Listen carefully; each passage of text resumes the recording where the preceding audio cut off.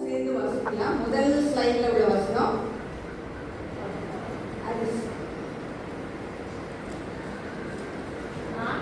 நான் பரிசுத்தர் ஆகையால் நீங்களும் பரிசுத்தராயிருங்கள் என்று எழுதி இருக்கிறதே.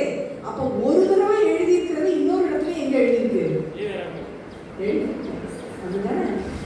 இப்ப நம்ம வாசித்தது 1 பேதுரு 1வது அதிகாரம் 16வது வசனம். இது எங்கேயும் எழுதி இருக்குது? லேவியராகமம் 19வது அதிகாரத்துல முதல் 2 வசனத்திலையும் இதே வார்த்தைகள், கர்த்தருடைய வார்த்தைகள், பரிசுத்த வார்த்தைகள் எழுதப்பட்டிருக்கிறது.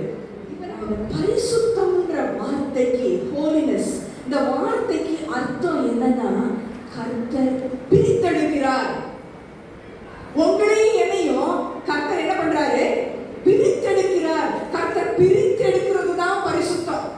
இந்த வார்த்தை பரிசுத்தம் என்னது? கர்த்தர் உங்களை என்னையும் பிரித்தெடுக்கிறார். அவர் பிரித்தெடுக்கிறது மட்டுமல்ல, நியமிக்கிறார். எல்லாரும் சேர்ந்து சொல்லுவோமா? இப்ப என்னது பரிசுத்தம்னா? என்ன அர்த்தம்? பிரித்தெடுத்து நியமிக்கிறார். அப்ப உங்களை என்னையும் தெரிந்தெடுக்கிறார். தெரிந்தெடுத்து உங்களை என்னையும் பிரித்தெடுத்து நியமிக்கிறார். இப்போ ஒரு ஆபீஸ்ல ஒரு அப்பாயின்மெண்ட் ஆர்டர் நீங்க நானும் வாங்குறீங்கன்னா நமக்கு என்ன நினைக்கும்? நமக்கு ஒரு அப்பாயின்மெண்ட் ஆர்டர் கிடைச்சிட்டு நம்மளை நியமிச்சிருக்காங்க, இந்த இடத்துக்கு, இந்த ஸ்தானத்துக்கு, இந்த பொறுப்புக்கு நம்மளை நியமிச்சிருக்கிறாங்க அப்படின்னு சொல்லி நம்ம நினைப்போம்ல. இன்னைக்கு 3 காரியங்கள் மட்டும் நம்ம இந்த பிரித்தெடுக்கிறதுலையும் நியமிக்கிறதுலையும் நம்ம 3 காரியங்கள் மட்டும் நம்ம படிக்கலாம். 3 காரியங்கள்லையும் இதுல 3 இடம் மாறுதல் இருக்கிறது. என்ன இருக்குது? 3 இடம் மாறுது. இப்போ ஒரு அப்பாயின்மெண்ட் ஆர்டர் உங்க கையில கிடைக்குது, ஒரு நியமிப்பு உங்க கையில கிடைக்குது, என் கையில கிடைக்குதுன்னா சில நேரம் என்ன ஆகும்? டிரான்ஸ்ஃபர் ஆகும். அப்படிதானே? அப்ப இன்னைக்கு கர்த்தர் உங்களை என்னையும் பிரித்தெடுத்து நியமித்து 3 டிரான்ஸ்ஃபரை கொடுக்க விரும்புறார். என்ன கொடுக்க விரும்புகிறார்? 3 இடமாற்றங்கள், 3 டிரான்ஸ்ஃபரை நம்ம சீக்கிரமா படிக்கலாம். அதை எப்படி, எந்த அடிப்படையில் நம்ம படிக்க போறோம்னா, இந்த பரிசுத்தம் என்பது பரிசுத்த அழைப்பு, பரிசுத்த அலங்கரிப்பு இருக்கு. அது மட்டுமல்ல, அதுல ஒரு பரிசுத்த ஆதரவு இருக்கு. அழைப்பு, அலங்கரிப்பு, ஒரு ஆதரவு இருக்குது. இந்த பரிசுத்த அழைப்பு நீங்களும் நானும் பார்த்தோம்னா, இதுல மண்ணுக்கும் விண்ணுக்கும் ஒரு இணைப்பு. எதுக்கு? ஏன் மண்ணுக்கும் விண்ணுக்கும் சொல்றோம்? ஏன் நம்ம விண்ணுக்கும் மண்ணுக்கும் ஏன் நம்ம சொல்ல முடியாது? ஏன் நம்ம விண்ணுக்கும் மண்ணுக்கும் நம்ம சொல்லாம மண்ணுக்கும் விண்ணுக்கும் நீங்க சொல்ற நம்ம சொல்ல முடியுது? ஆண்டவருடைய வேதத்தின் அடிப்படையில நீங்க நான் பார்த்தோம்னா, இதுல முதல்ல படத்துல என்ன பார்க்கிறோம்? நம்ம கர்த்தர் எப்படி சிருஷ்டித்தார் உங்களை என்னையும்? மண்ணினால. இப்ப மண்ணை கர்த்தராதி, அவர் கர்த்தாதி கர்த்தர் அவருடைய கையில எடுக்கிறாரு. எதை? பூமியிலிருந்து அந்த மண்ணு. அந்த மண்ணுல உங்களை என்ன பண்றாரு? உருவாக்கி ஜீவ சுவாசத்தை மனுஷனுடைய நாசியில ஊதுகிறார். மனுஷன் ஜீவ ஆத்மா ஆகிறார். அப்ப மனுஷனை எப்படி பிரிச்சு எடுத்தாரு? ஆதியிலே காலம் பிறந்துச்சு. ஏன்னா ஆதியிலே அப்படிங்கிற வார்த்தைனா இங்கிலீஷ்ல அது என்னது? இந்த பிகினிங். அப்ப என்ன பிறந்துச்சு? காலம். இன்னைக்கு நம்ம நினைக்கிறோம் நல்ல காலம்னா ஒரு காலம், கெட்ட காலம்னா ஒரு காலம், இந்த நேரத்துல நம்ம இதை செய்யக்கூடாது அதை செய்யக்கூடாதுன்னு கூட நம்ம நிறைய நேரம் நினைக்கிறோம். ஆனா காலத்தை நிர்ணயித்தவர், காலத்தை பிரித்தெடுத்தவர், காலத்தை நியமித்தவர் யாரு? பரிசுத்த கர்த்தர். அவர் காலத்தை நித்தியமா இந்த காலத்தை பிரிச்சு எடுத்தாரு. அந்த காலத்துக்கு பேரிட்டாரு. அந்த ஒழுங்கின்மையும் வெறுமையும் இருந்த இடத்துல, இருள் இருந்த இடத்துல வெளிச்சம் உண்டான கடவுள்னு வார்த்தை சொன்ன உடனே அங்க என்ன வந்துருச்சு? வெளிச்சம் வந்துச்சு. ஆனா மனுஷனாகிய உங்களையும் என்னையும் உருவாக்கும் போது எங்க தொட்டாரு? மண்ணு. இந்த மண்ணை தொட்டு உங்களை என்னையும் உருவாக்கி இதுல ஜீவ சுவாசம். இந்த ஜீவ சுவாசம் அவருடைய பரிசுத்த ஆவியானவரின் சுவாசம். இந்த பரிசுத்த ஆவியானவரின் சுவாசம் தான் கனெக்ஷன். இந்த ஜீவ சுவாசம் தான் எனக்கு இணைப்பு. மண்ணையும் விண்ணையும் இணைத்தது எது? இந்த ஜீவ சுவாசம். அதனால நீங்களும் நான் யாரு? பிரித்தெடுக்கப்பட்டவங்க.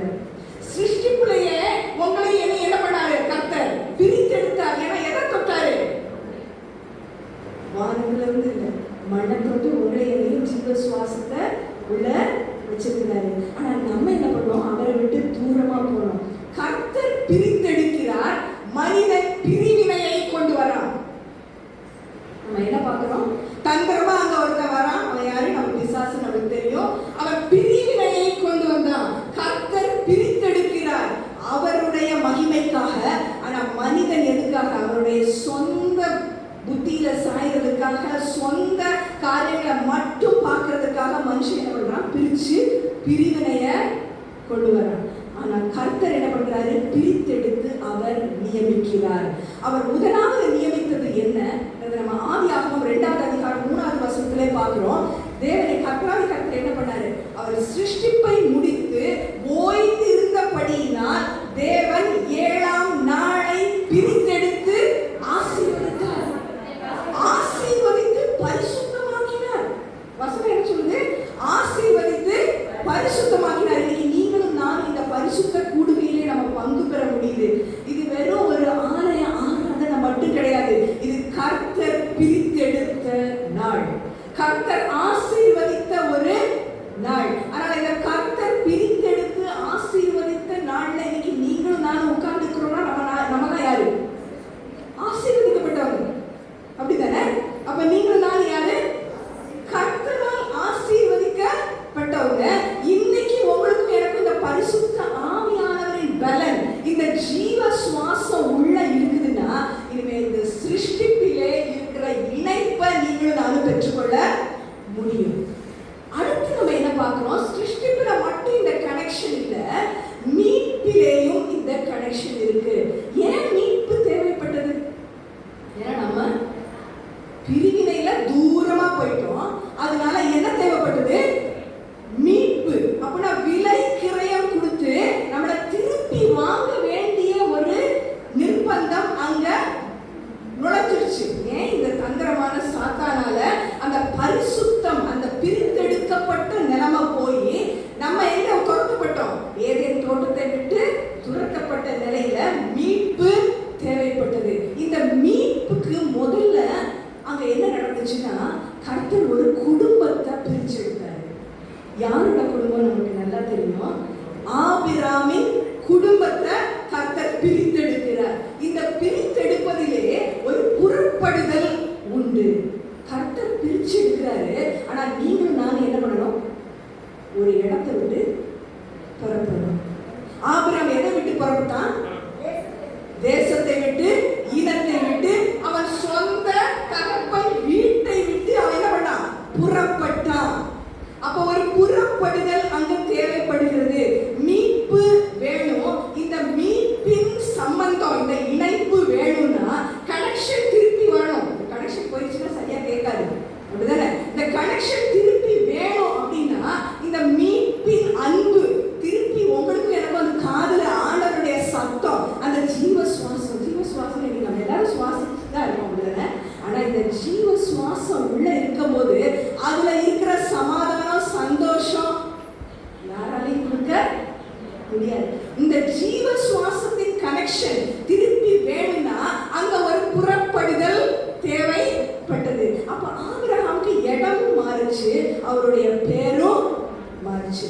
இப்ப இடம் மாறணும், பேரு மாறணும்னா நீங்களும் நானும் என்ன பண்ணணும்? புறப்படணும். நம்ம சொந்த இச்சையில இருந்து, நம்ம சொந்த சந்தோஷத்துல இருந்து, நம்ம நினைச்சிட்டு இருக்கிறோம் நம்மளுடைய சொந்த சுய புத்தியின் மேல இருந்து நம்ம புறப்படணும். இன்னைக்கு நம்ம புறப்பட்டாதான் யாரோட ஜீவ சுவாசம் இங்க இருக்குது நம்மளுக்கு உணர முடியும். கர்த்தர் மண்ணில இருந்து எடுத்த நமக்குள்ள ஊதுன அந்த ஜீவ சுவாசம் இருக்குன்றத உணர்வு உங்களுக்கும் எனக்கும் வரும். அப்ப மீட்புன்ற போது ஆபிரகாம்ல அது ஆரம்பிச்சது. பிறகு அது யாரா மாறுச்சு? ஒரு பெரிய தேசமா மாறுச்சு. இஸ்ரவேல் ஜனங்கள் எங்க அடிமையானாங்க? அப்புறம் எகிப்துல அவங்க அடிமையானாங்க. எகிப்திலிருந்து ஒரு புறப்படுதல் இருந்தது. இப்ப இந்த மீட்பு வேணும்னா பெருசாகுது. ஒரு குடும்பம் என்ன பண்ணுச்சு? புறப்பட்டுச்சு. அதுக்கப்புறம் ஒரு தேசம் புறப்பட்டுச்சு. ஒரு தேசம் பரிசுத்தமாக பிரிக்கப்பட்டது. புறப்படுதலிலே பரிசுத்தம் அங்க ஆரம்பிக்குது. முதல்ல ஒரு குடும்பத்துக்கு ஒரு பரிசுத்தம், பிரிக்கப்பட்டாங்க, நியமிக்கப்பட்டாங்க. அடுத்து ஒரு தேசமே அங்க என்ன பண்ணுச்சு? புறப்பட்டுச்சு. அவங்க புறப்பட்டது யாரோட கிருபையினால? கர்த்தரின் பலத்த கரத்தினால. அப்ப நம்ம என்ன வாசிக்கிறோம்? யாத்திராகமம் 15:11 வசனத்துல நம்ம வாசிக்கிறோம், அவருடைய பரிசுத்தத்திற்கு ஒப்பானவர் யாருமே இல்லைன்னு அவங்க பாடுறாங்க. எப்ப அவங்க செங்கடலை அங்க தாண்டுறாங்க. அங்க செங்கடலை தாண்டின உடனே அவங்க என்ன பாடுறாங்க? உங்களுடைய யாருமே கிடையாது. நீர் பரிசுத்தத்தில் மகத்துவமும் துதிகளில் பயப்படத்தக்கதுமாக இருக்கிறீர். இப்ப நம்ம இங்க துதிச்சு பாடணும், துதிச்சு பாடணும். ஆனா கர்த்தருக்கு பயப்படுகிற பயம் நம்ம மனசுல இருந்துச்சா? துதிச்சு பாடணும். யாரை பத்தி, யாருக்காக? இந்த பரிசுத்த கர்த்தர் நாமத்தினால் நம்ம பாடுவோம். அப்ப துதிகளில் பயப்படத்தக்கதுமான அவருக்கு ஒப்பானவர் யாருமே இல்லைன்னு அவங்க என்ன பண்ணாங்க? பாடினாங்க. அவங்க யாரு? பிரித்தெடுக்கப்பட்டவங்க, பரிசுத்தமான ஒரு ஜனம். இதோடு மட்டும் மீட்பு நிக்கல. ஒரு குடும்பம், ஒரு தேசத்தோட மட்டும் நிக்கல. இந்த மீட்பு உங்களுக்கும் எனக்கும் எப்படி வந்துச்சு? மேசியாவின் மூலமாக. கடைசி படத்தை நீங்க நானும் பார்த்து இந்த நடு பாட்டை பார்த்தீங்கன்னா அதுல என்ன போட்டிருக்கு? நமக்கு எல்லாருக்கும் தெரிஞ்ச ஒரு வசனம். மேசியாவின் புறப்படுதல் எங்க வந்துச்சு? மீகா 5:2 நம்ம பார்க்கிறோம். எப்பிராத்தா என்னும் பெத்லகேமே யூதேயாவில் உள்ள ஆயிரங்களில் நீ சிறியதாய் இருந்தும் உன்னிடத்திலிருந்து யார் புறப்படுறா? இஸ்ரவேலை ஆளப் போகிறவர் உன்னிடத்திலிருந்து என்னிடத்துக்கு புறப்படுவார். அவருடைய புறப்படுதல் அநாதி காலங்கள் முதல் நியமிக்கப்பட்டது. அப்ப மேசியாவுடைய வருகை வந்து கடைசி நிமிஷத்துல ஏதோ ஒரு பிளான் இல்லை. அநாதி காலம் முதல் அவருடைய புறப்படுதல். யாரோட புறப்படுதல்? மேசியா கிறிஸ்து இயேசுடைய புறப்படுதல் நிர்ணயிக்கப்பட்டது, நியமிக்கப்பட்டது, வாக்குத்தத்தமாக உங்களுக்கும் எனக்கும் அது கொடுக்கப்பட்டது. மீட்புல இருந்த இணைப்பு முதல்ல குடும்பம், அப்புறம் என்ன வந்துச்சு? ஒரு பரிசுத்த தேசம். இப்ப உங்களுக்கும் எனக்கும் ஒரு பரிசுத்த அழைப்பு. இது என்ன அழைப்புன்றத நம்ம 1 பேதுரு 2:9 பார்க்கலாம். இனிமே நம்ம எல்லாருமே, நீங்களும் நம்ம எப்படி வரோம்? அந்த காலத்தில் இருந்து ஆச்சரியமான ஒளிக்கு வரவழைக்கப்பட்டவர்கள். என்ன வார்த்தை அது? வரவழைக்கப்பட்டவர்கள். அப்ப நம்மளாம் என்ன பண்ணணும்? அந்த காலத்திலிருந்து வெளிச்சத்துக்கு புறப்பட வேண்டும். அப்ப முதல் ஆபிரகாம் அவன் ஜனத்தை, இனத்தை, அவன் அப்பா வீட்டை எல்லாத்தையும் விட்டுட்டு வந்தாரு. இந்த தேசம் எப்படி வந்துச்சு? பரிசுத்தமாக்கப்பட்ட தேசம். அவங்க எப்படி வந்தாங்க? எகிப்தின் அடிமைத்தனத்திலிருந்து அவங்க புறப்பட்டு வந்தாங்க. நீங்கள் நானும் எப்படி புறப்படணும்? எங்க இருந்து புறப்படணும்? அந்தகாரம், இருள் சூழ்ந்த இடத்துல இருந்து வெளிச்சத்துக்கு உங்களை என்னையும் வரவழைச்சு, உங்களை என்னையும் எப்படி கூப்பிடுறாங்க? தெரிந்து கொள்ளப்பட்ட சந்ததி, ராஜரீக ஆசாரிய கூட்டம், பரிசுத்த ஜாதி. இப்ப நீங்க நான் யாரு? பரிசுத்த ஜாதி. அவருக்கு சொந்தமான சனமாய் உங்களை என்னையும் புறப்பட கர்த்தர் பிரிச்சு எடுக்கிறாரு, நியமிக்கிறார். இந்த பரிசுத்த அழைப்பை ஒரு சின்ன சம்பவத்தின் மூலமா நம்ம பார்த்தோம்னா அதுதான் அந்த கடைசி இன்னொரு படம். அதுல என்ன படம் இருக்கு? கரெக்டா சொன்னீங்க. அப்ப பேதுரு என்ன பண்ணிட்டு இருந்தாரு? அங்க வந்து என்ன இருந்துச்சா, அது எப்படி ஆரம்பிக்குது? திரளான ஜனங்களுக்கு தான் இயேசுப்பா சொல்றதை கேட்கறதுக்கு. அந்த அற்புதத்துக்காக அவங்க நிக்கல. இயேசுவின் உபதேசத்தை கேட்பதற்காக அங்க திரளான ஜனம் வந்து நின்னது. அதுல ஒரு 2 படகு இருந்தது. அதுல ஒரு படகு யாரோட படகு? சீமோன் பேதுருவுடைய படகு. அப்ப அதை தள்ளி விட்டு இயேசுப்பா அங்க உட்கார்ந்து என்ன பண்றாங்க? உபதேசம் பண்றாங்க. உபதேசத்தை முடிக்கும் போதுதான் கிறிஸ்து இயேசு என்ன சொல்றாங்க? பேதுருவை பார்த்து, நீ ஆழத்துல போய் உன் வலைய போடு. அதுக்கு முன்னாடியே என்ன நடந்துச்சு? கொஞ்சம் யோசனை. அவங்க மீன் பிடிச்சாங்க. வலையெல்லாம் என்ன பண்ணிட்டாங்க? அலசிட்டாங்க. வலைய அலசின பிறகு யாராவது திருப்பி போய் மீன் பிடிப்பீங்களா? மாட்டீங்களா? அது காயணும்ல. காஞ்சாதானே என்ன பண்ண முடியும்? திருப்பி வேலைக்கு போக முடியும், அந்த வலைய போட முடியும். ஆனா அலசிதான் வச்சிருந்தாங்க. ஆனா அழைப்பு வந்தது.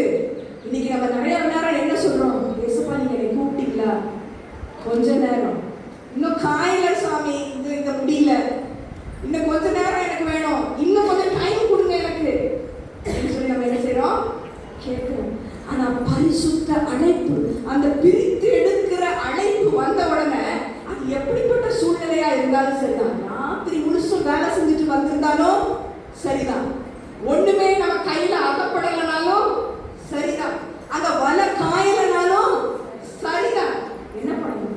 இதோ அவருடைய சொல்ல முடியுமா? இது நாம் பிரித்தெடுப்பு. பிரித்தெடுத்து கர்த்தர் அதோட நிறுத்தல. பேதுரு உடனே என்ன சொல்றான்? ஓடி வரான். அந்த மீன் 2 படகு முழுசு முங்குற அளவுக்கு மீன் அங்க வருது. கிடைச்ச பிறகு பேதுரு ஓடி யார்கிட்ட வரா? என்ன சொல்றான்? ஆண்டவரே, நான் பாவி. அப்ப இந்த அழைப்பு வந்த உடனே உங்க வார்த்தை, என் வார்த்தை, நம்ம வார்த்தை முதல்ல என்னது? பாவத்தை உணர்ந்து அதை அறிக்கை செய்கிற ஒரு வார்த்தை. பரிசுத்த அழைப்பு வந்துச்சா? கர்த்தர் உங்களை என்னையும் பிரித்தெடுக்கிறாரா? என் பின்னால வான்னு கூப்பிடுற சத்தம் வந்துச்சா? நானும் நீங்களும் என்ன செய்யணும்? ஓடி போய் இயேசப்பா பாதத்தில் விழுந்து, ஆண்டவரே, நான் ஒரு பாவி. பவுல் என்ன சொல்றாரு? நான் பிரதான பாவி. ஆனா அந்த பாவியை மட்டும் ஆண்டவர் உங்களை என்னையும் அப்ப பார்க்க மாட்டாரு. அவர் என்ன சொல்றாரு? இனிமே உன்னை மீன் பிடிக்க மாட்டேன், உன்னை மனுஷரை பிடிக்கிறவராக மாற்றுறது. இடத்தை மாற்றுறாரு. இனிமே நம்ம மீன் பிடிக்கிற இடத்துல இல்ல, இனிமே நம்ம என்ன இடம்? என்னது? மனுஷரை பிடிக்கிற இடம். அப்ப நான் கர்த்தருடைய ராஜ்யத்திற்கு உபயோகப்படுத்தப்படுகிற ஒரு இடம். இடம் மாறுது. ஒரு டிரான்ஸ்ஃபர். ஃபர்ஸ்ட் டிரான்ஸ்ஃபர் என்பது பாவத்திலிருந்து இந்த பாவியான என்னையும் உங்களையும் கர்த்தர் தெரிந்தெடுத்து பிரித்தெடுத்து நியமித்து அவருடைய ராஜ்யத்திற்கு உபயோகப்படுத்துகிறார். இது 1 தெசலோனிக்கேயர் 4:7 8 வசனத்தை நம்ம வாசிக்கிறோம். இந்த அழைப்பு பரிசுத்த அழைப்பு. அதை அசட்டை பண்ணக்கூடாது. அசட்டை பண்ணுகிறவன் மனுஷனை அசட்டை பண்ணுகிற. யார் அசட்டை பண்றான்? பரிசுத்த ஆவியானவரை அசட்டை பண்ணுகிறான். அப்ப பரிசுத்த அழைப்பை யாரெல்லாம் அசட்டை பண்றோமோ, நான் அப்புறம் வரேன் சாமி, இன்னைக்கு என்னை விட்டுருங்க, நான் இன்னொரு நேரம் கேட்கிறேன், நிறைய நேரம் இதெல்லாம் கேட்டுட்டேன் அப்படின்னு சொல்லி பரிசுத்த அழைப்பை அசட்டை பண்ணினால் அங்க யாரை நம்ம அசட்டை பண்றோம்? பரிசுத்த ஆவியானவரை அசட்டை பண்ணுவோம். இந்த பரிசுத்த அழைப்பை அசட்டை பண்ணாம நம்ம இன்னைக்கு இருக்கணும். 2வது நம்ம என்ன பார்த்தோம்? பரிசுத்த அலங்கரிப்பு. இந்த பரிசுத்த அலங்கரிப்பு இப்போ உங்களை எந்த இடத்துக்கு ஆண்டவர் மாத்திருக்கிறார்? மீன் பிடிக்கிற இடத்துல இருந்து மனுஷனை பிடிக்கணும்னா அவருடைய ஊழியத்துல ஒரு பங்கு, ஊழியத்துல ஒரு பங்கை உங்களுக்கும் எனக்கும் கொடுத்திருக்கிறார். அப்போ இந்த ஊழியத்துல ஒரு பங்கு கொடுக்கும் பொழுது இது என்ன ஊழியம்னா ஒப்புரவாகுதலின் ஊழியம், பிரிவினையின் ஊழியம் இது கிடையாது. இது ஒப்புரவாகுதலின் பரிசுத்த ஊழியம். இதை நீங்க நம்ம 2 கொரிந்தியர் 5வது அதிகாரத்துல 17வது வசனத்துல இருந்து நம்ம வாசித்து பார்த்தோம்னா இது நம்மளுக்கு புரியுது. பழசெல்லாம் என்ன போயிடுச்சு? புது சிருஷ்டியா இருக்கலாம். பழையவைகள் எல்லாம் என்ன ஆச்சு? ஒளிஞ்சு போச்சு. எல்லாமே என்னதாயிடுச்சு? புதுசாச்சு. இப்ப இந்த புதுசுல ஒரு பெரிய காரியம் என்னன்னா, அடுத்தடுத்து உள்ள வசனங்களை நம்ம வாசித்து பார்த்தோம்னா அந்த பகை போயிடுச்சு. பகை போயிடுச்சு. ஒப்புரவாகுதலின் ஊழியம். ஒப்புரவாகுதல்னா என்ன? கடவுளுக்கும் மனிதனுக்கும், ஆண்டவருக்கும் மனுஷனுக்கும் உள்ள ஒரு உறவை ஒரே மத்தியஸ்தராகிய கிறிஸ்து இயேசு புதுப்பிச்சு கொடுத்துட்டாரு. அவருடைய சரீரம் அங்க பிற்கப்பட்டதுனாலையும் அவருடைய பரிசுத்த மாசற்ற ரத்தத்தினாலையும் என்னாச்சு? விலையேற பெற்ற ரத்தத்தினால இந்த உறவு, ஒப்புரவாகுதலின் உறவு புதுப்பிக்கப்பட்டது. இது நீங்க 1 பேதுரு 1வது அதிகாரத்திலேயே 18வது வசனத்திலிருந்து பார்த்தோம்னா, இனிமே குடும்பத்துல வெறும் பாரம்பரியத்தினால மட்டும் ரட்சிப்பு கிடையாது. வெறும் பாரம்பரியத்தினால அங்க ரட்சிப்பு கிடையாது. ஏன்னா வெறும் பாரம்பரியம்னா என்னது? பாரம்பரியத்தில் உள்ள அங்க ஆராதனைகள்னா நம்ம முன்னோர்கள் எப்படி செஞ்சாங்க? வெறும் பொண்ணுனாலும் வெள்ளினாலும் ஒரு சடங்காச்சாரமான பாரம்பரிய ஆராதனையை செஞ்சாங்க. அதனால அங்க ரட்சிப்பு கிடையாது. இது நம்ம 18வது வசனத்துல வாசிக்கிறோம். 19வது வசனத்துல என்ன வாசிக்கிறோம்? குற்றமற்ற மாசற்ற விலையேற பெற்ற ரத்தத்தினால, விலையேற பெற்ற இந்த ரத்தத்தினால ஒப்புரவாகுதலின் ஊழியம்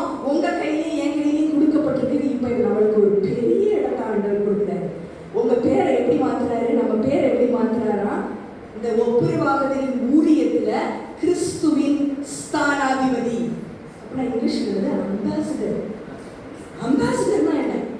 ரொம்ப பெரிய பதவி. ரொம்ப பெரிய பதவிக்கு உங்க இடத்தையும் என் இடத்தையும் மாற்றுறாரு. இது ஒப்புரவாகுதலின் ஊழியம். ஆனா இந்த ஒப்புரவாகுதலின் ஊழியத்துல நிறைய நேரம் என்ன வருது? நமக்கு கஷ்டம் வருது, வேதனை வருது. ஏன் நமக்கு இது வந்துச்சு அப்படின்ற கேள்வி வருது. இதுக்கு 2 உதாரணங்கள் அந்த படத்துல நீங்க பார்க்கலாம். முதல் உதாரணம் என்னன்னா, ஒருவேளை இந்த படத்துல சரியா தெரியாம இருக்கலாம். முதல் உதாரணத்தை நம்ம அப்போஸ்தலர் 4வது அதிகாரத்துல நம்ம படிக்கிறோம். அப்போஸ்தலர் 3ல என்ன நடந்தது? அலங்கார வாசல்ல அங்க யார் உட்கார்ந்திருந்தா? ஒரு பிச்சைக்காரர் உட்கார்ந்திருந்தா. அவருக்கு நடக்கவே முடியாது. அவரை என்ன பண்ணாங்க? பேதுரு யோவானும் பொன்னுமல்ல வெள்ளியுமல்ல இயேசுவின் நாமத்தினால அவரை எழுப்பி விட்டாங்க. அதுக்கப்புறம் என்ன நடந்துச்சு? அப்போ ஒரு பெரிய அற்புதம் நடந்துச்சு. இந்த ஒப்புரவாகுதல் ஊழியம் அங்க நடந்திருக்குதுன்னா என்ன நடந்திருக்கணும்? நிறைய பேர் என்ன பண்ணிருக்கணும்? ஏசப்பா கிட்ட ஓடி வந்திருக்கணும். ஆனா வந்தாலும் அங்க ஒரு சிலர் என்ன பண்ணாங்க? பேதுருவையும் யோவானையும் மற்ற சீஷனையும் என்ன பண்ணாங்க? சிறைச்சாலைக்கு அனுப்பலான்னு பார்த்தாங்க. அவங்கள பயமுறுத்தினார்கள். அந்த இடத்துல என்ன பண்ணாங்க? பயமுறுத்தினாங்க. அப்ப ஒருவேளை ஊழிய பாதையில நம்ம பயப்படுற மாதிரி காரியங்கள் சில நேரம் வரலாம். ஒரு நேரம் நம்ம காதுல என்ன ஓதிக்கலாம்? அவங்க என்ன சொன்னாங்க? பேதுருவையும் யோவானையும் அன்னைக்கு, நீங்க இனிமே இயேசுவின் நாமத்தினால பேசவே கூடாது, அவருடைய நாமத்தை நீங்க அறிக்கை செய்யக்கூடாதுன்னு சொல்லி பயமுறுத்தினாங்க. அப்படி செஞ்சீங்கன்னா உடனே என்ன பண்ணுவோம்? நாங்க சிறை தண்டனை கொடுப்போம்னு பயமுறுத்தினாங்க. ஆனா பேதுருவும் யோவானும் என்ன சொன்னாங்க? நாங்க கண்டதையும் நாங்க கேட்டதையும் நாங்க சொல்லாம இருக்கிறது எப்படி? அப்ப இயேசுவின் நாமம் பரிசுத்தம். இந்த பரிசுத்த நாமத்துல நீங்களும் நானும் எந்த ஊழிய பாதையில நடந்தாலும், இது ஒரு சின்ன பங்கா இருக்கலாம், இல்லைன்னா ஒரு பெரிய பங்கா இருக்கலாம். எந்த பங்குல நீங்களும் நானும் நடந்தாலும் அங்க பயமுறுத்துதலுக்கு தேவையில்லை. ஏன்னா அவங்க எல்லாம் என்ன பண்ணாங்க? ஆதி திருச்சபை என்ன பண்ணுச்சு? அதுதான் முதல் படம். ஆதி திருச்சபை என்ன பண்ணாங்க? ஒரு இடத்துல கூடி ஜெபித்தாங்க. அப்போஸ்தலர் 4:31 வசனம் என்ன சொல்லுது? அவங்க ஜெபம் பண்ணும்போது அந்த இடம் அசைஞ்சது. அப்ப இடத்தை மட்டும் கர்த்தர் மாத்தல, அந்த இடத்தையே அசைக்கிறார். ஊழியத்துல உங்களை என்னை கர்த்தர் வழி நடத்துகிறார், அவர் பிரித்தெடுக்கிறார், அவர் நியமிக்கிறார்னா அந்த இடத்தையே அசைக்கிறதுக்கு யாரால முடியும்? பரிசுத்த இயேசுவின் நாமம் போதும். அந்த இடம் அங்க அசைஞ்சது. இடம் மட்டும் அசையல. அடுத்து நம்ம அப்போஸ்தலர் 5ல என்ன வாசிக்கிறோம்? அதுக்கு அடுத்த படம் அனனியா சப்பீரா அந்த இடத்துக்கு வர்றாங்க. போய் அந்த இடத்தை பட்டு விலக்கப்பட்டது. அப்போ ஒப்புரவாகுதலின் ஊழியத்துல பயம் நீக்கப்படுகிறது, பொய்யான வாழ்க்கையும் அங்க நீக்கப்பட்டது, தேவ பயம் அங்க வந்தது. அப்போ ஒப்புரவாகுதலின் ஊழியம் வல்லமையா நடக்கணும். ஆண்டவரே என் ஊழியத்தை நீங்க வல்லமையா மாத்துங்க. இங்க நாங்க கொஞ்சம் பேர் தான் இருக்கிறோம், ஆண்டவரே நீங்க எங்களை நிறைய பேரா மாத்துங்க அப்படின்னு சொல்லி நம்ம ஜெபமா இன்னைக்கு இருந்துச்சுன்னா, முதல்ல என்ன போகுது நம்ம வாழ்க்கையை விட்டு? பயம். பயம் போனா நம்ம என்ன செய்யணும்? ஜெபிக்கிறது மட்டும் பத்தாது. இது இயேசுவின் நாமத்துல பிரித்தெடுக்கப்பட்ட பரிசுத்தவான்கள் கூடுகை அப்படின்ற ஞாபகம் உங்களுக்கு எனக்கு அது இருக்கும்போது கர்த்தரங்க இடைப்பட்டு அந்த இடத்தையே அவர் மாத்துறாரு. கர்த்தர் இடத்தை மாத்துறாரு. பயத்தை அந்த இடத்தை விட்டு நீக்கி போடுறாரு. வசனத்தை தைரியமாக பேசுவதற்கு அவர்களுக்கு அங்க கிருபை அளிக்கப்பட்டதுன்னு அதே வசனத்துல நம்ம வாசிக்கிறோம். அப்ப பயம் போய் தேவ வசனத்தை தைரியமாக அங்க பேசுவதற்கு யாருக்கு? அந்த அப்போஸ்தலருக்கு அங்க அன்னைக்கு ஒரு தைரியத்தை கர்த்தர் கொடுத்தாரு ஊழியத்துல. அது மட்டும் இல்ல, பொய் அந்த இடத்தை விட்டு போயிடுச்சு. ஏன்னா அந்த ஆவிக்குரிய பகுத்தறிவு யாருக்கு இருந்துச்சு? பேதுருக்கு இருந்தது. அனனியாவும் சப்பீராவும் அங்க பொய் சொல்றாங்கன்றது அந்த ஆவிக்குரிய பகுத்தறிவினால அவர் அறிந்தது மட்டுமல்ல, அங்க தீர்ப்பு உடனே கொடுக்கப்பட்டது. அவங்க 2 பேரும் என்ன பண்ண? அப்புறப்படுத்தப்பட்டார்கள். அப்புறப்படுத்தப்பட்ட உடனே அங்க என்ன போட்டிருக்குது வசனம்? பயம். யாருக்கு பயந்தாங்க? எல்லாரும் கர்த்தருக்கு பயந்தாங்க. இப்ப ஒப்புரப்படுத்துதலின் ஊழியம் இருக்கணும்னா வெறும் புறப்படுதல் மட்டும் பத்தாது, தேவ பயம் உங்க மனசுல என் மனசுக்குள்ள இருக்கணும். நம்ம வாழ்க்கையில தேவ பயம் வெளியில பிரதிபலிக்க வேண்டும். தேவ பயம்னா என்ன அர்த்தம்? சும்மா பயந்துட்டு உட்கார்ந்துட்டு இருக்கிறதா? பிலிப்பியர் 2:11 வசனத்திலிருந்து 14 வசனம் வரைக்கும் நீங்க வாசித்தீங்கன்னா, ஏசப்பா பார்த்தாலும் சரிதான், பார்க்கலனாலும் சரிதான், ஊழியத்திலையும் வாழ்க்கையிலையும் வீட்டிலையும் சமுதாயத்திலையும் உண்மையா இருக்கணும். அப்படிதான் அங்க போட்டு பவுல் அப்போஸ்தலன் என்ன சொன்னாரு? நான் பார்க்கலனாலும் சரிதான், பார்க்காட்டியும் சரிதான், நீங்க எல்லாம் என்ன பண்ணணும்? தேவ பயத்தோட இருக்கணும். அப்ப அதே மாதிரிதான் யாரும் பார்க்காத நேரத்துல உங்க வாழ்க்கை என் வாழ்க்கை எப்படி இருக்கு? யாரும் பார்க்காத இடத்துல நம்ம நின்றுட்டு இருக்கோம்னா அப்ப நம்ம வார்த்தை எப்படி இருக்கு, நம்ம செய்கை எப்படி இருக்கு? அதன்படிதான் கர்த்தர் என்ன செய்யறாரு? உங்களுக்கு எனக்கு தைரியத்தை கொடுக்குறாரு. இந்த வேத வசனத்தை எடுத்து தைரியமா பிரசங்கிக்க, பகிர்ந்து கொள்ள அவர் தைரியத்தை கொடுக்குறாரு. எல்லாரும் முன்னாடி மட்டும் இல்லை, யாருமே இல்லாம இருந்தாலும் ஒருத்தருக்கு ஒருத்தர் பேசுறதுக்கு கர்த்தர் ஒரு கிருபைய தர்றாரு. எதை பார்த்து? பார்க்கலனாலும் சரிதான், அதுதான் தேவ பயம். யாரும் பார்க்கலனாலும் சரிதான், நான் என்ன செய்வேன்? கர்த்தருக்கு பிரியமா என் வாழ்க்கைய வாழுவேன். அதுதான் தேவ பயம். அப்ப இந்த தேவ பயம் இருந்துச்சுன்னா இனிமே நம்ம கோணலும் மாறுபாடான சந்ததியில நீங்களும் நானும் ஜீவ வசனத்தை பிடித்துக் கொண்டு, இந்த பரிசுத்த ஜீவ வசனத்தை பிடித்துக் கொண்டு எப்படி நம்ம இருப்போமா? நட்சத்திரத்தை போல இனிமே கர்த்தர் உங்களையும் எதையும் மாற்ற, இடத்தை மாற்ற எக்ஸ்ட்ரா ஆகும். பரவாயில்ல, நம்ம 15வது சங்கீதத்தை மாறி மாறி வாசிக்கலாம். கர்த்தருடைய பரிசுத்த பர்வதத்துல வாசம் பண்ணுகிறவன் யார்? வாசம் பண்ணுகிறவன், இந்த பரிசுத்த ஸ்தலத்துல வாசம் பண்ணிட்டோம். இப்ப நீங்க நானும் வாசம் பண்றோம், அப்படிதானே? அப்ப நம்ம வாழ்க்கை எப்படி இருக்கணும்ன்றத நம்ம வாசிக்கலாம். நான் ஃபர்ஸ்ட் வசனம் வாசிக்கிறேன், நீங்க 2வது வசனம் வாசிங்க. சரியா? யாரெல்லாம் பைபிள் வாசிக்கிறீங்களோ, சமைச்சிட்டீங்களோ சத்தமா வாசிங்க. கர்த்தாவே, யார் உம்முடைய கூடாரத்தில் தங்குவான்? யார் உம்முடைய பரிசுத்த பர்வதத்தில் வாசம் பண்ணுவான்?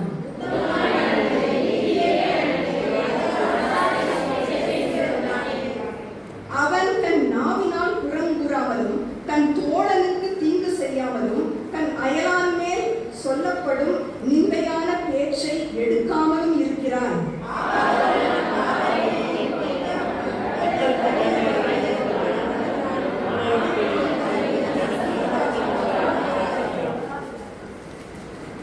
தன் பணத்தை வட்டிக்கு கொடாமலும், குற்றம் இல்லாதவனுக்கு விரோதமாக பரிதானம் வாங்காமலும் இருக்கிறார். இப்படி செய்கிறவன் என்றைக்கும் அசைக்கப்படுவதில்லை. யாரும் அசைக்கப்படுவதில்லை? நம்ம தோழன், நம்ம ஃப்ரெண்ட்ஸ் வச்சுப்போம்ல. ஆனா ஃப்ரெண்ட்ஸை பத்தி நிறைய நேரம் தப்பா சொல்லுவோம், நிறைய நேரம் புறங்கூறுவோம், நிறைய நேரம் தேவையானதை நம்ம பேச மாட்டோம், உண்மையை நம்ம பேச மாட்டோம். நம்ம யோசனை எப்படி இருக்கு, நம்ம வார்த்தை எப்படி இருக்கு, நம்ம செய்கை இருக்குது. பணம் நிறைய இருந்துச்சுன்னா இந்த பணத்தை வச்சு நம்ம எப்படினாலும் என்னனாலும் நம்ம பண்ணலாம் அப்படின்னு சொல்லி நம்ம நினைக்கிறோம். இந்த பணத்தை வச்சு மற்றவங்களை நிறைய நேரம் குற்றப்படுத்தவும் கூட முடியும், அப்படிதானே? அப்ப நம்ம யோசனை, வார்த்தை, செய்கை பரிசுத்தமா இருந்தாதான் இந்த பரிசுத்த பர்வதத்துல வாசம் பண்ணுகிறோம்ன்றது அடையாளம். இந்த அடையாளம் இருக்கிறவங்க அசைக்கப்படுவது. இப்ப பரிசுத்த அழைப்பு இருக்குதுன்னா அதை அசட்ட பண்ண கூடாது. பரிசுத்த அலங்காரம், இதுதான் பரிசுத்த அலங்காரம். நம்ம வாழ்க்கையில யோசனை, வார்த்தை, நம்ம செய்க, அதை நம்ம அலங்கரிக்கணும்னா கர்த்தருக்கு பயப்படுகிற பயம். இந்த கர்த்தருக்கு பயப்படுகிற பயத்தோடு நீங்களும் நானும், யாரும் பார்க்கலனாலும் எனக்கு இந்த அலங்காரம் வேணும்னு கேட்டோம்னா, அதை செஞ்சு பார்த்தோம்னா அசைக்கப்படுவது இல்லை. கடைசியா நம்ம என்ன பார்த்தோம்? பரிசுத்த ஆதரவு. இந்த பரிசுத்த ஆதரவு அனுதினமும் ஆண்டவரே என்ன நீங்க சுத்திகரிங்க. முதலாவது விண்ணுக்கும் மண்ணுக்கும், மண்ணுக்கும் விண்ணுக்கும் ஒரு இணைப்பு இருந்துச்சு. ரெண்டாவது நம்ம பரிசுத்த அலங்காரத்துல என்ன பார்த்தோம்? புது காரியத்துல ஒரு பெரிய காரியமா ஊழியத்துல ஒப்புரவின் ஊழியம் நமக்கு இருந்தது. ஆனா அனுதினமும் பரிசுத்த சுத்திகரிப்பு உங்களுக்கும் எனக்கும் வேணும். அது அவசியம். வேணும்னா புத்திமதியை ஏற்றுக்கொள்ளும் ஒரு தன்மை நமக்கு இருக்கணும். அட்வைஸ் கொடுக்குறோம்னா நம்மளுக்கு என்ன செய்யணும்? அட்வைஸ் மற்றவங்களுக்கு கொடுக்கறதுக்கு ரொம்ப இஷ்டம், ஈஸி. அட்வைஸை வாங்கிக்கிறது நம்மளுக்கு ரொம்ப, நான் இப்படி கிடையவே கிடையாது, என்ன இப்படி சொல்லவே சொல்லாதீங்க, அட்வைஸ் நான் கேட்கவே மாட்டேன். ஒரு ஆட்டோ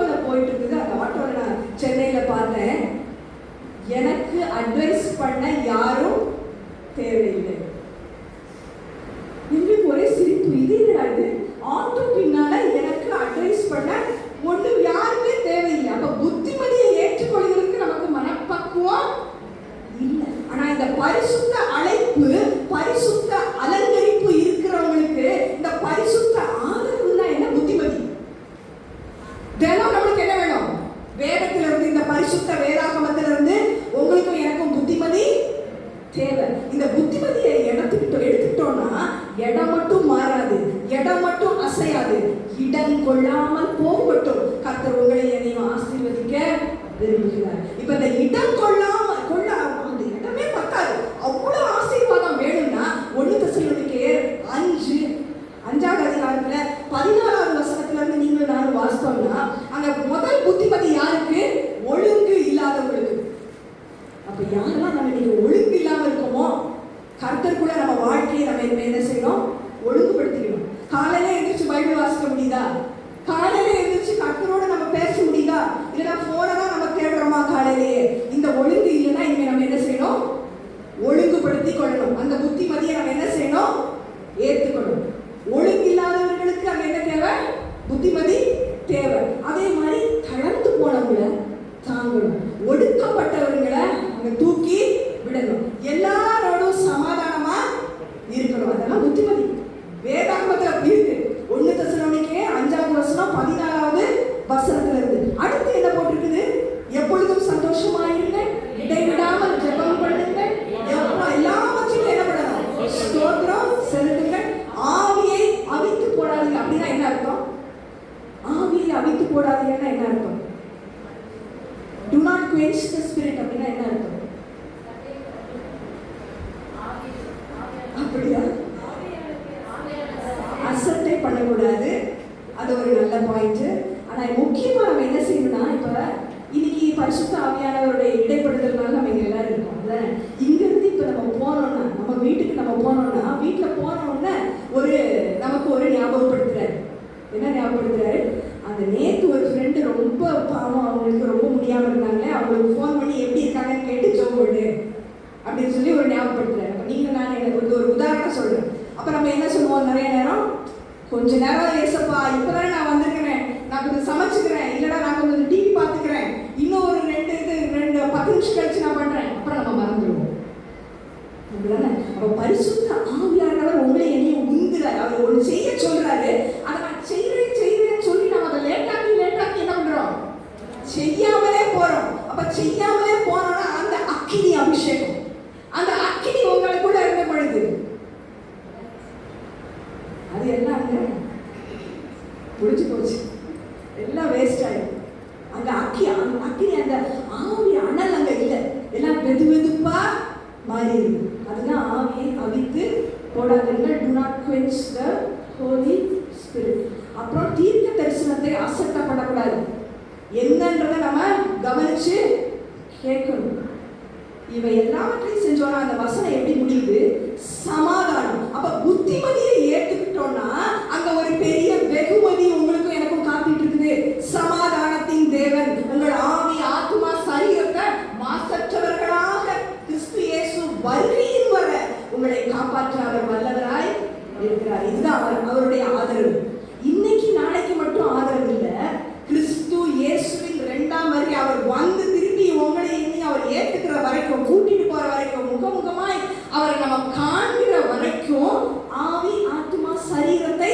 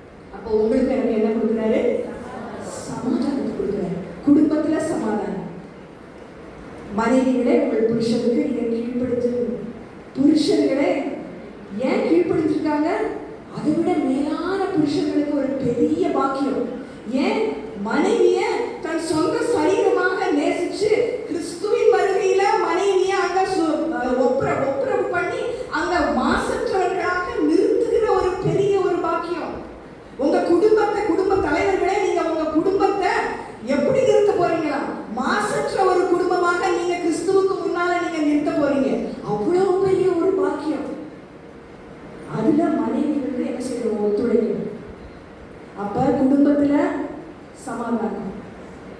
பிள்ளைகளுக்குள்ள சமாதானம். பிள்ளைகளை இது எபேசியர். தெய்வ பயத்தோட ஒருவருக்கு ஒருவர் நீங்க கீழ்ப்படிஞ்சிருங்க. ஒருத்தருக்கு ஒருத்தர் பயம்னால கீழ்ப்படி இல்ல, தெய்வ பயத்தோட நீங்க ஒருத்தருக்கு ஒருத்தர் கீழ்ப்படிங்க. பிள்ளைங்க கீழ்ப்படிறாங்க, அப்பா அம்மாவை கனம் பண்ணுங்க.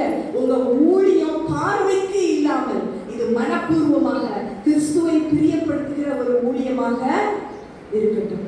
அப்ப இப்படிப்பட்ட அனுதின சுத்திகரிப்பு நமக்கு தேவை. பரிசுத்த ஆவியானவரின் ஆதரவினாலே, இந்த பரிசுத்த ஆவியானவரின் ஆதரவினாலே நீங்கள் நானும் அனுதினமும் நம்ம பரிசுத்தமாக்கப்பட்டுட்டே இருக்கிறோம்னா, இப்ப ஒண்ணு நம்மளுக்கு ஒரு பெரிய பிரைஸ் கிடைக்குது.